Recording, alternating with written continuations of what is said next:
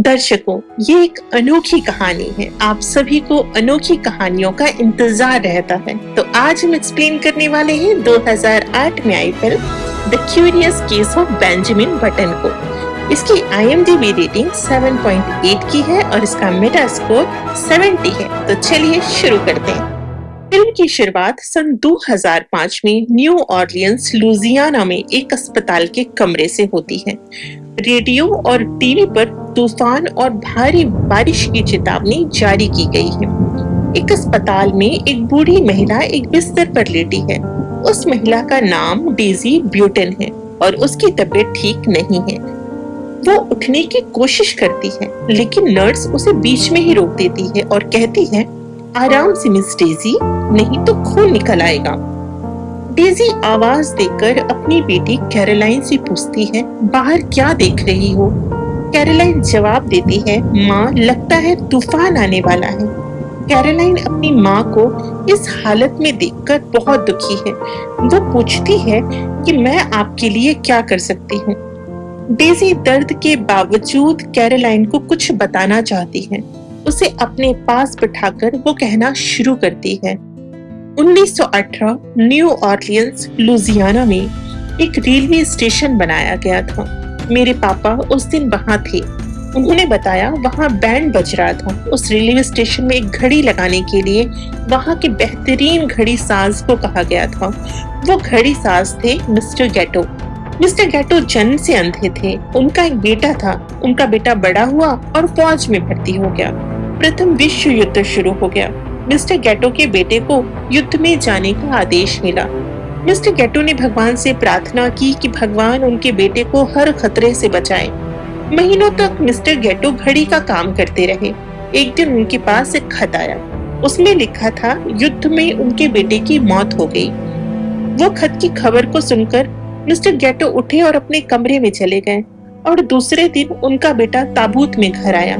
उन्होंने उसे अपने खानदानी प्लॉट में दफन कर दिया, जहां मिस्टर गेटो के माता पिता दफन थे।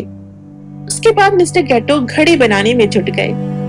रेलवे स्टेशन में उसी घड़ी का उद्घाटन था। वो एक यादगार सुबह थी। राष्ट्रपति रूजवेल्ट भी आए थे।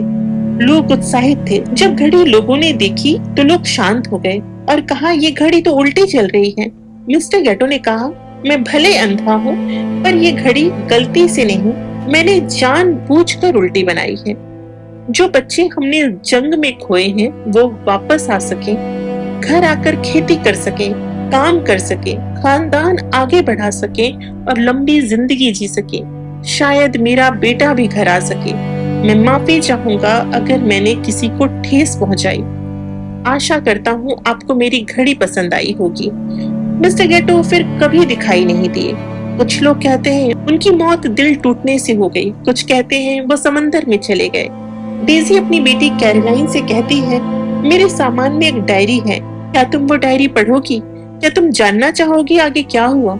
कैरोलाइन हाँ में सर हिलाती है और डायरी पढ़ना शुरू करती है। माँ, इसकी तारीख 4 अप्रैल 1985 न्यू ऑरलियंस है। लिखा है, ये मेरी आखिरी वसीयत और आखिरी वसीयत नामा है। मेरे पास छोड़ने के लिए कुछ चीजें हैं, पर पैसे नहीं। मैं दुनिया को वैसे ही छोड़कर जाऊंगा जैसे आया था, अकेला और खाली हाथ। मेरा नाम है बेंजामिन बटन। मेरा जन्म 1918 में प्रथम विश्व युद्ध की समाप्ति के दिन हुआ था। लोग जश्न मना रहे थे, लेकिन मुझे जन्म देते ही मेरी माँ की मौत हो गई। मेरे पिता मुझे देखते ही सदमे में आ गए, क्योंकि मेरा चेहरा झुर्रियों से भरा था। मेरी हड्डियां बूढ़े आदमी जैसी थी। आंखों में मोतियाबिंद था। बाल थोड़े थे और बाकी सारे बाल सफेद थे। लगभग मैं गंजा था। मेरे पिता ने मुझे शैतान और श्राप समझा और समाज के डर से एक वृद्धाश्रम की सीढ़ियों पर कुछ पैसों के साथ मुझे छोड़कर चले गए। डेजी कैरोलाइन से कहती है, पढ़ती रहो, चुप मत हो। कैरोलाइन आगे पढ़ना शुरू करती है। जब सपने मुझे छोड़ दिया, तब उस वृद्धाश्रम की देखभाल करने वाली एक अश्वेत महिला पिंटी ने मुझे सीढ़ियों से उठाया। उसने मेरी देखभाल की और डॉक्टर को दिखाया। डॉक्टर ने कहा, मैं ज्यादा दिन जिंदा नहीं रहूंगा, क्योंकि मेरी हालत 80 साल के बूढ़े जैसी है। जिसकी हड्डियों में अर्थराइटिस है। विंडी एक धार्मिक ईसाई महिला थी। उन्होंने मुझे वृद्धाश्रम में ही पालना शुरू किया और अब वही मेरी माँ थी। उन्होंने बहुत धैर्य रखा।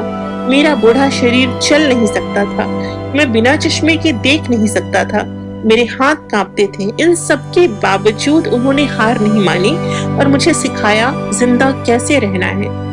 शुरुआत में मैं चल नहीं सकता था, खेल नहीं सकता था। मेरी शारीरिक कमजोरी ने मुझे अकेला कर दिया। मैं खुद को वृद्धाश्रम के बूढ़ों की तरह समझता था। मेरे चारों ओर सभी लोग बूढ़े और थके हुए थे। मैं उनसे ज्यादा बूढ़ा दिखता था, लेकिन मैं बच्चे की तरह महसूस करता था। मेरा शरीर बहुत उम्रदराज था और मैं सोचता था कि मैं भी उनकी तरह कहीं चला जाऊंगा। वृद्धाश्रम में लोग ज्यादा दिनों तक नहीं रहते थे। जिससे मैं बात करता, अगले दिन उसका बिस्तर खाली होता। मैं समझ ही नहीं पाता कि वो कहाँ चले गए। विंटी ने मुझे समझाया कि लोग मरते हैं। वृद्धाश्रम में जो आता, कुछ महीनों में उनकी मौत हो जाती। वो मर रहे थे, मैं बड़ा हो रहा था, लेकिन मरने से पहले वो मुझे अपने जीवन की कहानियां सुनाते। हर किसी की अपनी कहानी होती है। हमारा अतीत ही हमारी कहानी है। वो कहानी उनके साथ साथ चली जाती थी, लेकिन उनके अनुभव, उनकी तकलीफें, उनकी यादें मुझ पर असर डालती थी। लेकिन मैं समझ नहीं पाता था कि मैं उनके बीच क्यों था। मैं उनके जैसा नहीं था, फिर भी मैं उनमें से ही एक था। विंटी ने मुझसे एक बार कहा था, तुम दुनिया से अलग हो लेकिन कमतर नहीं। भगवान ने हर किसी को कुछ खास दिया है और बेंजामिन, तुम्हारे पास भी कुछ खास है। मैं समझ नहीं पाता था कि वो क्या है और वो क्या कह रही हैं।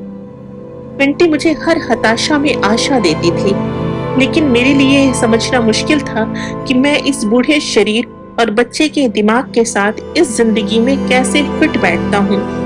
वृद्धाश्रम के बाहर मैं मैदान में बच्चों को खेलते देखता। मेरे लिए वो एक अलग दुनिया थी। मैं उस दुनिया को जानना चाहता था। दिन बीत रहे थे और एक दिन मैंने वृद्धाश्रम में डेजी को पहली बार देखा। वो अपनी दादी को देखने आई थी। उसके लाल बाल उसकी मासूमियत को और निखार रहे थे। वो छोटी थी, खूबसूरत, जीवन से भरी हुई। वो कुछ अलग थी। वो मुझसे डरी नहीं। उस समय मुझे अजीब लगा, लेकिन उस छोटी लड़की ने मुझसे ऐसे बात की जैसे मैं कोई खास इंसान हूँ, जैसे वो मुझे समझने की कोशिश कर रही थी। उसने मुझसे पूछा, तुम बूढ़े क्यों दिखते हो? मैंने कहा, मैं बूढ़ा नहीं हूँ, बस दिखता हूँ। वो हर दिन अपनी दादी से मिलने आती, उससे बातें करती। जीवन में ऐसे लोग भी होते हैं जो आपके अजीब होने के बावजूद आपको वैसे ही स्वीकार करते हैं। डेजी उनमें से एक थी। डेजी अपनी दादी की मौत के बाद भी कभी कभी आती थी। दिन बीतते जा रहे थे और मैं अपने जीवन की उल्टी यात्रा पर था। मैं 20 साल का हो गया था, पर दिखता 60 साल का था। मैं वृद्धाश्रम की दीवारों के बाहर की दुनिया देखने के लिए बेचैन था। मैंने वृद्धाश्रम छोड़ने का फैसला किया। विंटी, जिन्होंने मुझे बच्चे की तरह प्यार किया, वह भावुक थी, लेकिन उन्होंने मुझे आशीर्वाद दिया कि मैं अपने सपने चुनूं और उन्हें पूरा करूं। मैं काम की तलाश करने लगा। न्यू ऑरलियंस के बंदरगाह पर मेरी मुलाकात कैप्टन माइक से हुई। कैप्टन की शिप का नाम चेल्सी था। कैप्टन बड़ी बड़ी मूछों वाले, लंबे चौड़े कद के आदमी थे। व्यक्तित्व ऐसा था कि भीड़ में अलग नजर आ जाएं। मुझे उनकी आवाज आज भी याद है। तुम क्यों खड़े हो बूढ़े दिखने वाले लड़के? ये मजाक भरा सवाल था। मैंने कैप्टन से पूछा, मुझे काम की तलाश है, मैं काम करना चाहता हूँ, और उन्होंने मुझे शिप पर काम करने के लिए रख लिया। शिप पर जिंदगी आसान नहीं थी। मैं हर मौसम में शिप की सफाई करता और पाल संभालता। कैप्टन मुझे काम करते देखते तो कहते, बेंजामिन, तुम अगर समंदर में हो तो तुम्हें सब सीखना चाहिए। जब कई देशों के बंदरगाहों पर रुकता, वो एक अलग दुनिया थी। एक रात कैप्टन ने मुझे अपने पास बुलाया। वो शराब पी रहे थे और मुझे भी पीने को दी। मैंने पहली बार शराब पी। कड़वाहट गले से नीचे उतर गई। कैप्टन ने कहा, कड़वाहट जिंदगी का हिस्सा होती है, इसलिए इसे बेफिक्र जियो। मैं देख रहा था कैप्टन कितने बेफिक्र हैं। इस बार जहाज एक नए बंदरगाह पर रुका। कैप्टन मुझे अपने साथ वेश्यालय ले गए। उन्होंने फिर वही बात कही, समंदर के आदमी को सब कुछ सीखना चाहिए। मैं रोमांचित था। यह मेरा पहला अनुभव था, लेकिन कैप्टन माइक के जीवन का एक हिस्सा मात्र। उन्होंने मुझे बिना किसी झिझक के जीवन के अंधेरे और उजाले दोनों सिखाए। उस वैश्यालय में समझ में आया कि जीवन सिर्फ अनुभवों का संग्रह है, कुछ अच्छे, कुछ बुरे, लेकिन सभी जरूरी। एक दिन पता चला युद्ध शुरू होने वाला है। हमें समुद्र में लड़ने का आदेश मिला। कैप्टन हमेशा तैयार थे। हम पर हमला हुआ।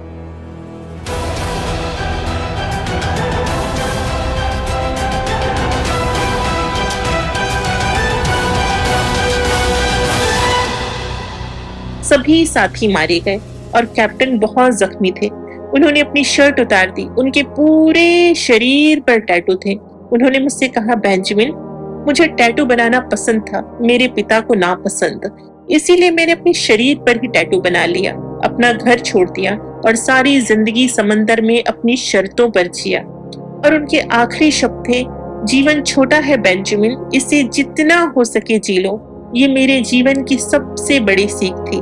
शिप टूट चुका था। कैप्टन और शिप के सभी लोग मारे जा चुके थे। मैंने समंदर छोड़ दिया और वृद्धाश्रम वापस लौट आया। मैं सोचता था मेरा कोई परिवार नहीं, फिंटी ही मेरी माँ है और वो बूढ़े लोग जो अब तक इस दुनिया में नहीं रहे वो सब मेरे दोस्त हैं। लेकिन ऐसा नहीं था। एक आदमी मेरे पास आया और मुझसे दोस्ती की। वो एक अमीर आदमी था। उसका बटन बनाने का व्यापार था। उसने मुझे बताया वो मेरा पिता है।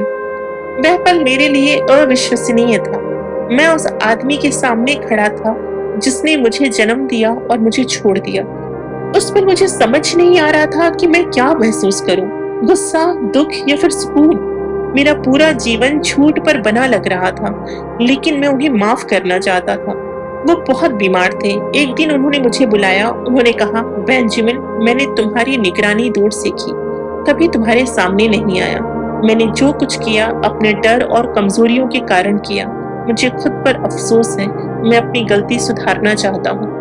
मेरे पिता के पास ज्यादा वक्त नहीं बचा था। उनकी हालत खराब थी और उनकी मौत हो गई। मरने से पहले उन्होंने मुझे अपना सब कुछ सौंप दिया, अपना घर, अपना व्यवसाय और अपने नाम के साथ जुड़ी सारी जिम्मेदारियां। जीवन कितना जटिल हो सकता है। जो व्यक्ति आपको छोड़ देता है वही एक दिन आपको सब कुछ वापस देने की कोशिश करता है। मेरे पिता ने अपने आप को मुझसे छुपाए रखा, लेकिन आखिरकार उन्होंने मुझे वो दिया जो एक बेटा अपने पिता से चाहता है, सच, प्यार और जिम्मेदारी। कुछ सालों में मेरी माँ फिंटी भी नहीं रही। मेरे जीवन का यह अध्याय भी बंद हो गया। अब मैं अपनी यात्रा पर फिर अकेला था। कहते हैं जिंदगी अजीब रास्ते चुनती है। मैंने डेजी के बारे में पता किया। वो न्यूयॉर्क में एक प्रसिद्ध बेले डांसर थी। मैं उसको थिएटर के बाहर उसके दोस्तों से बात करते देख रहा था। मैं उससे मिलने पहुंचा। ये मुलाकात उतनी सहज नहीं थी जितनी पिछली मुलाकातें थी। हम दोनों जिंदगी के सफर में बह रहे थे, बस दिशा उल्टी थी। मैं जवान हो रहा था, डेजी परिपक्व। मैंने कई सालों तक समंदर का सफर किया था, युद्ध देखा था, दुनिया के तमाम हिस्सों में भटका था।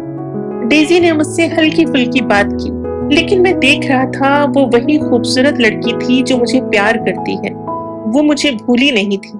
वो वही डेजी थी जिसे मैंने सालों पहले चाहा था। पर वो बेपरवाह नहीं थी, आत्मनिर्भर और बहुत सुंदर थी। पर हम दोनों वक्त की अलग धारा में जी रहे थे।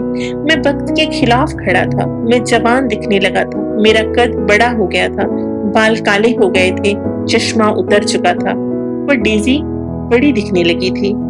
लेकिन फिर भी हमने शादी की। हमने ज्यादा परवाह नहीं की। उस वक्त को ऐसे जिया जैसे हमारे पास ज्यादा वक्त ना हो। हमारी एक बेटी हुई, प्यारी और गुड़िया सी। मेरी बेटी, मेरी प्यारी बेटी, मेरी कैरोलाइन, जिसे मैं सबसे ज्यादा प्यार करता हूँ। मैं, डेजी और कैरोलाइन बहुत खुश थे। लेकिन खुद को आईने में देखकर मैं बेचैन हो उठता। मैं 40 की उम्र में 20 साल का दिखने लगा था। मैं हर दिन के साथ जवान हो रहा था। मैं अपनी बेटी के भविष्य के बारे में सोचता था। मुझे चिंता होती थी। मैं चाहता था वो सामान्य जिंदगी जिए। मैं नहीं चाहता था कि वो अपने पिता को छोटा होता देखे। एक दिन आएगा जब मैं उसकी आंखों के सामने बच्चा बन जाऊंगा। शायद मेरी बेटी मुझसे नफरत करने लगे या समझ ही न पाए कि मैं कौन हूँ। बच्चे को अपने पिता के साथ मजबूत संबंधों की जरूरत होती है और मैं उस भूमिका से दूर होता जा रहा था। मैंने फैसला किया, एक भयानक और दर्दनाक फैसला, कि मैं अपनी जान से प्यारी बेटी और कैरोलाइन को छोड़कर चला जाऊंगा, क्योंकि मैं उन्हें बहुत प्यार करता हूँ। मैं जान गया था कि एक दिन मैं शारीरिक और मानसिक रूप से एक बच्चे जैसा हो जाऊंगा। और वह दिन दूर नहीं था। मैं अपनी बेटी को बहुत याद करता हूँ। उसे उसके जन्मदिन पर बर्थडे कार्ड भेजता हूँ, लेकिन वो कभी नहीं जान पाएगी कि मैं उसका पिता हूँ। डेजी ने दूसरी शादी कर ली और लड़कियों को बेले डांस सिखाने लगी। मुझसे नहीं रहा गया। मैंने आखिरी बार अपनी बेटी और डेजी से मिलने का फैसला किया। मैंने देखा डेजी बूढ़ी दिखने लगी है और मैं 17 साल का लड़का। मैं अपनी बेटी की उम्र का लग रहा था। मैंने अपनी बेटी को देखा, वो बिल्कुल डेजी जैसी लग रही थी। ये हमारी आखिरी मुलाकात थी। कैरोलाइन डेजी से कहती है, माँ इसमें इतना ही लिखा है, आपने मुझे क्यों नहीं बताया मेरे पिता के बारे में, और आज इस तरह बता रही हैं। मुझे बताएं आगे उनके साथ क्या हुआ। डेजी कहती है, तुम्हारे पिता हमेशा मेरे दिल में थे। मैं उनसे दूर थी, लेकिन हमारे बीच जो प्यार था वो कभी नहीं टूटा। एक दिन मुझे न्यू ऑरलियंस से एक फोन आया। बेंजामिन को एक घर में पाया गया था। वो सब कुछ भूल गया था। उसे डिमेंशिया हो गया था। उसके बैग में यही डायरी थी जिसमें मेरा पता और फोन नंबर था। मैं सब कुछ छोड़कर वहां गई। वो बच्चे जैसा दिखने लगा था और मैं बूढ़ी। वो पियानो बजा रहा था। उसे पियानो बजाना एक बूढ़ी औरत ने सिखाया था, जो वृद्धाश्रम में रहती थी, जहां बेंजामिन पला बढ़ा था। वो मुझे भूल गया था। उसे संभालना बहुत मुश्किल था। वो कहता था, लगता है सारी जिंदगी जी ली है, पर मुझे कुछ याद नहीं है। मैं उसे वही कहानी सुनाती जो मेरी दादी ने मुझे और बेंजामिन को वृद्धाश्रम में सुनाई थी। धीरे धीरे बेंजामिन चलना भूल गया और फिर बोलना भी भूल गया। उसे मैं गोद में लेकर घूमने लगी। वो नवजात बच्चा था। 2002 में उस रेलवे स्टेशन पर एक घड़ी लगा दी गई। 2003 के बसंत में उसने मेरी तरफ देखा। मैं जानती थी कि वो जानता था कि मैं कौन थी। वो मेरी गोद में था। मैंने उसे जिंदगी के हर मोड़ पर देखा था और अब वह अपने आखिरी मोड़ पर था। मैंने उसकी उंगली पकड़ रखी थी। उसकी सांसें धीरे धीरे चल रही थी। उसने धीरे धीरे अपनी आंखें हमेशा के लिए बंद कर ली। मैं जान गई उसने अपने हिस्से की यात्रा पूरी कर ली है और अब मेरी बारी है। कैरोलाइन, हमेशा कुछ नहीं रहता और कुछ चीजें हम कभी नहीं भूलते। तुम्हारे पिता कहते थे, कुछ लोग पैदा होते हैं नदी के किनारे बैठने के लिए, कुछ लोगों के ऊपर बिजली गिर जाती है, कुछ म्यूजिक के पारखी होते हैं, कुछ डांस करने के लिए बने होते हैं, कुछ आर्टिस्ट होते हैं, कुछ तैरने के लिए पैदा होते हैं, कुछ बटन के जानकार होते हैं, कुछ शेक्सपियर के जानने वाले होते हैं। कैरोलाइन कहती है, काश मैं उनके बारे में और जान पाती। डेजी कहती है, कैरोलाइन तुम अपने पिता के बारे में जान गई हो, मुझे तुम्हें यही बताना था। उसके बाद डेजी अपनी आंखें बंद कर लेती है और उसके आखिरी शब्द थे, गुड नाइट बेंजामिन। तो ये थी हमारी कहानी। आशा करती हूँ आपको ये कहानी पसंद आई होगी। तो मिलते हैं अपनी अगली एक्सप्लेनेशन वीडियो में। तब तक के लिए नमस्कार।